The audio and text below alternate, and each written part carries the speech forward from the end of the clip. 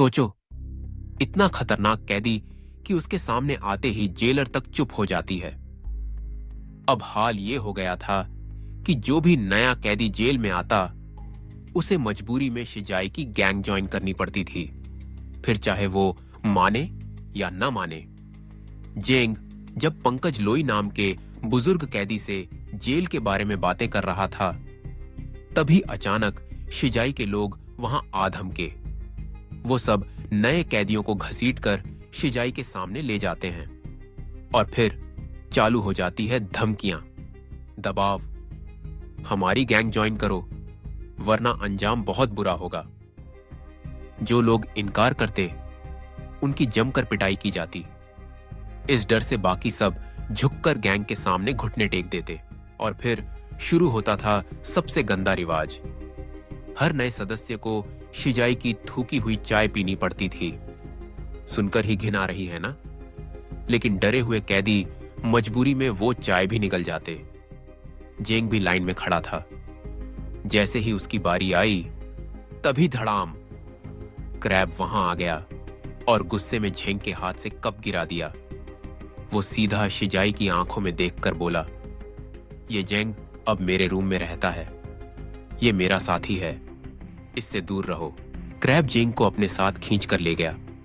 लेकिन सोचिए, इतनी बड़ी गैंग के सामने बेइज्जत होना शिजाई जैसे शख्स को झेलना आसान है? नहीं।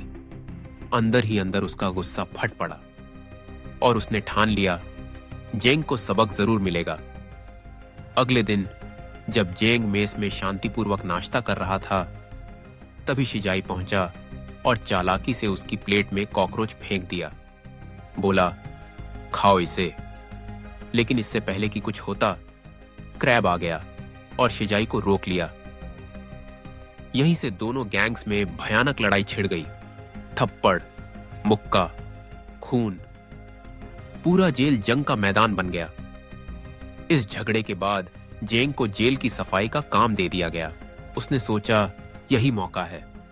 वो उस पुराने कुएं को खोजने निकल पड़ा जिसके नीचे खजाना दबा था। जेंग ने खूब मेहनत की, पर हाथ कुछ नहीं लगा। जब वह हारकर जेल की लाइब्रेरी पहुंचा, तो उसे वहां पुराने कागज मिले। कागज पढ़कर उसे बड़ा झटका लगा।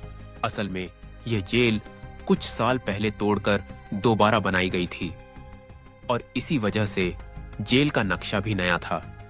मतलब जो नक्शा उसके पास था, उससे खजाना ढूंढना और मुश्किल हो गया। वो ये सब सोच ही रहा था कि पीछे से किसी ने उस पर जोरदार वार किया।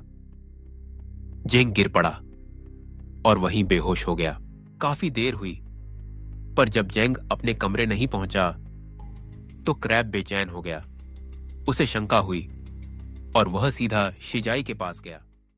पूछा, जेंग कहां है? शिजाई हंसते हुए बोला, दिखाऊंगा, लेकिन पहले मेरी थूकी हुई चाय पीनी होगी। अब सोचो, क्रैब के लिए जेंग छोटा भाई था। उसने अपने दोस्त के लिए वो गंदी शर्त भी मान ली और आखिरकार शिजाई ने जेंग का पता बताया।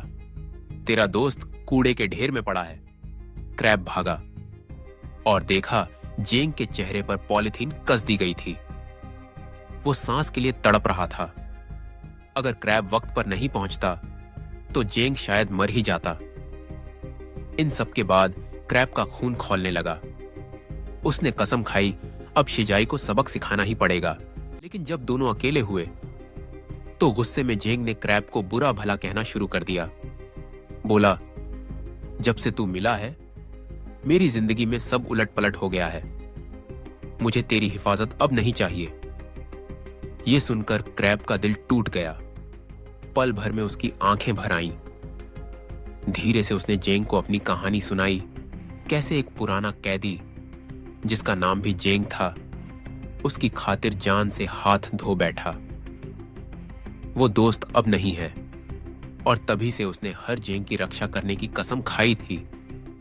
ये सुनकर जेंग का दिल पिघल गया। उसे अपनी गलती समझ आई। उसने माफी मांगी और पहली बार क्रैब को अपने असली मकसद के बारे में बताया, खजाना। वो खजाना जो उसके दादाजी का था, लेकिन उसने बिना सोचे कहा, मैं तेरी मदद करूंगा। खजाने पर सिर्फ तेरा हक है, मुझे कुछ नहीं चाहिए। दोनों ने मिलकर प्लान बनाया। वे जेल के लॉन्ड्री रूम में पहुंचे और गार्ड पर खास तरह का पाउडर छिड़क दिया। गार्ड बेचारे को इतनी खुजली हुई कि उसे तुरंत डॉक्टर के पास भागना पड़ा। उस मौके का फायदा उठाकर जेंग ने गार्ड की यूनिफॉर्म चुरा ली। वो उसे पहनकर चुपचाप स्टोर रूम में घुसा। थोड़ी देर की मेहनत के बाद आखिरकार उसे नया नक्शा मिल गया।